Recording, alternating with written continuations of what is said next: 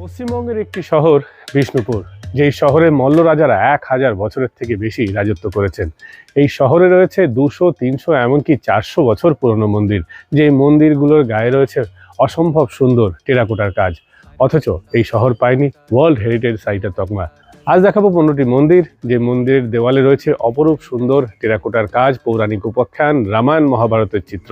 সবটাই ফুটিয়ে তোলা হয়েছে টেরাকোটার কাজের মাধ্যমে। বিষ্ণুপুর নামটা নিলেই টেরাকোটার মন্দিরের পাশাপাশি আরও একটি চিত্র আমাদের মাথায় ফুটে ওঠে, সেটা হচ্ছে ডোকরার কাজ এবং শুশুনিয়া পাহাড়। আসুন আজকে দেখব বিষ্ণুপুরের সেরা 15টি টুরিস্ট স্পট। বিষ্ণুপুরের মূল আকর্ষণ এই রাসমঞ্চ, যেন শহরের প্রাণ কেন্দ্র। রাসমঞ্চকে সেই সময়কার থিয়েটার বলা যেতে পারে। আগে দোল পূর্ণিমা এবং রাস পূর্ণিমার সময় শহরের বিভিন্ন মন্দিরের বিগ্রহ এখানে নিয়ে আসা হতো এবং নাচ, গান, সংকীর্তনের অনুষ্ঠান হতো। সে ছিল রাজার আমল।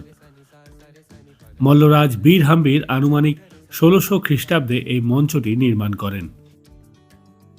1600 থেকে 1932 সাল পর্যন্ত এখানে রাস উৎসব আয়োজিত হয়েছে। এএসআই এই মন্দিরের দায়িত্ব নেওয়ার পর এখন আর এখানে উৎসব হয় না। গুমঘর নিয়ে অনেক জনশ্রুতি আছে, তবে এই বাড়ি কবে তৈরি হয়েছিল, কে তৈরি করেছিল তা জানা যায় না।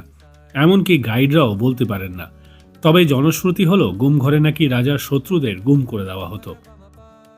কথিত আছে রাজবাড়ি থেকে গোপন সুড়ঙ্গের মাধ্যমে এই ঘরে এনে লোকচক্ষুর আড়ালে খতম করা হতো রাজশত্রুদের। আবার অনেকে বলেন এটা শস্য ধারণের গুদামঘর ছিল, কিন্তু ঐতিহাসিকদের মতে এটি রাজ আমলের জলের ট্যাঙ্ক।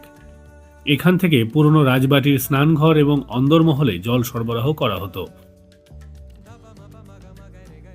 বাঁকুড়া শহরে টেরাকোটার যত মন্দির আছে তার মধ্যে সর্বোৎকৃষ্ট শ্যামরাই মন্দির। এই মন্দিরের গায়ে অসম্ভব সুন্দর বাঁকুড়া জেলার সর্বোৎকৃষ্ট কাজ দেখতে পাওয়া যায়।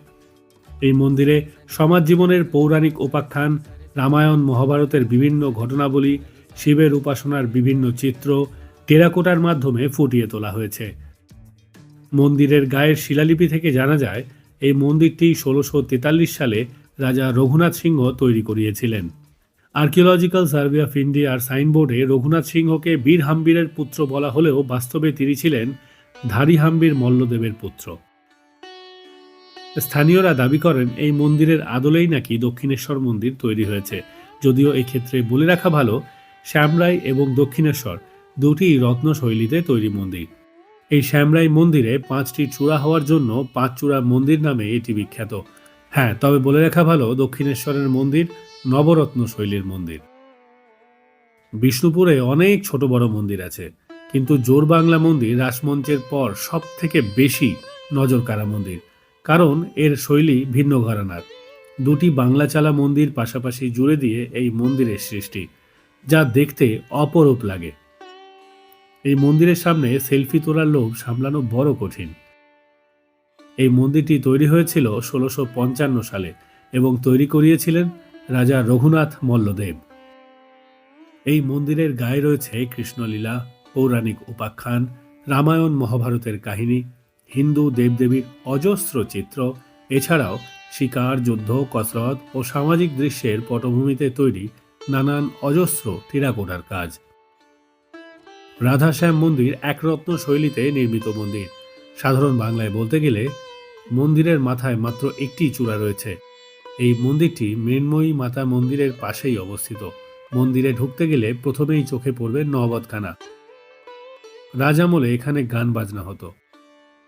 নহবতখানা পেরিয়েই মন্দিরের ভিতরে প্রবেশ করলেই মন্দিরের গায়ে এখনও পুরনো আমলের পলেস্তারার প্রলেপ দেখা যায়। এই মন্দিরে টেরাকোটার কাজ তুলনামূলকভাবে অনেকটাই কম। ল্যাটেরাইট পাথরের নির্মিত এই মন্দিরের গায়ে বিষ্ণুর মূর্তি, পৌরাণিক কাহিনী, নগর কীর্তনের দৃশ্যের মূর্তি রয়েছে, তবে সবটাই ল্যাটেরাইট পাথরের তৈরি। অন্য মন্দিরে দেবতার বিগ্রহ না থাকলেও এই মন্দিরে নিয়মিত রাধা কৃষ্ণের মূর্তির পূজা করা হয়।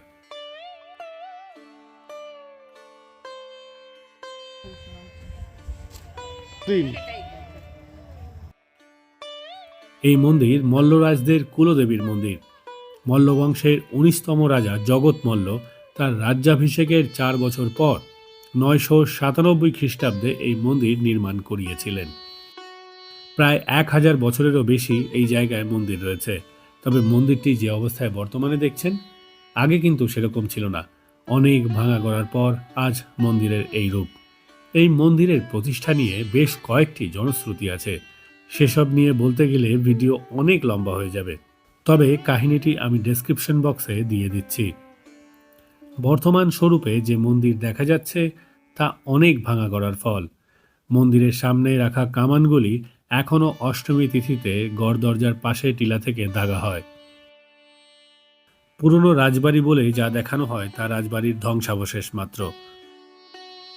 রাজবাড়ির বহিরংশের কিছু পাঁচিল আর পিলার ছাড়া আজ আর কিছুই দেখতে পাওয়া যায় না।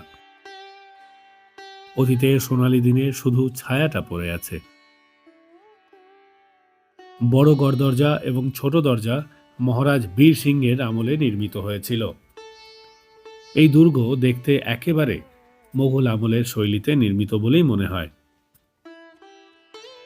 বিষ্ণুপুরের রাজদরবারের দুর্গ এই পাথর দরজা দিয়ে আজও যাতায়াত করা যায়। এখানে সৈন্য সুরক্ষার ব্যবস্থা আজও দেখতে পাওয়া যায়। রাজদরবার এলাকায় ঢুকতে গেলে এর ভেতর দিয়েই আসতে হতো। বড় দরজার পাশেই রয়েছে ছোট দরজা। সবকিছুই তৈরি মাকড়া পাথর দিয়ে।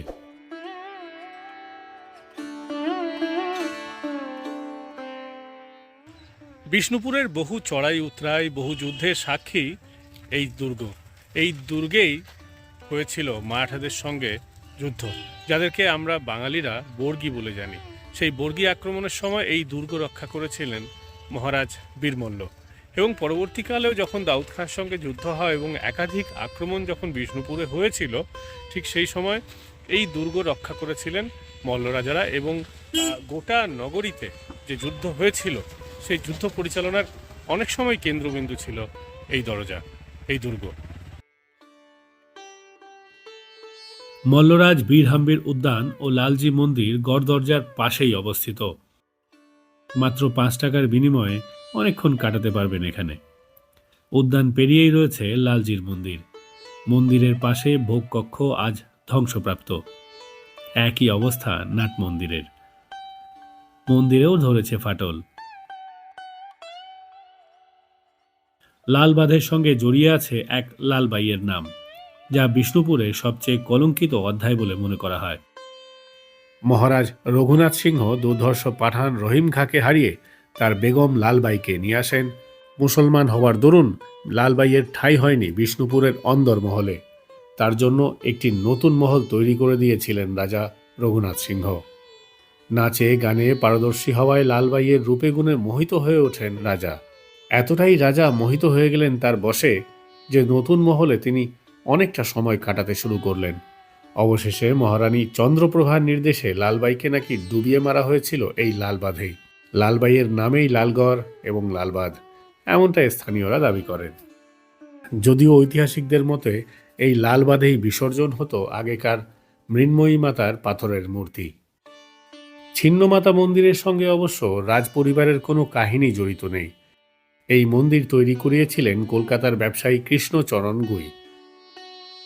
এই মন্দিরটি অবস্থিত দলমাদল কামানের ঠিক পাশেই। এই বিশাল আকৃতির কামানের নাম দলমাদল কামান।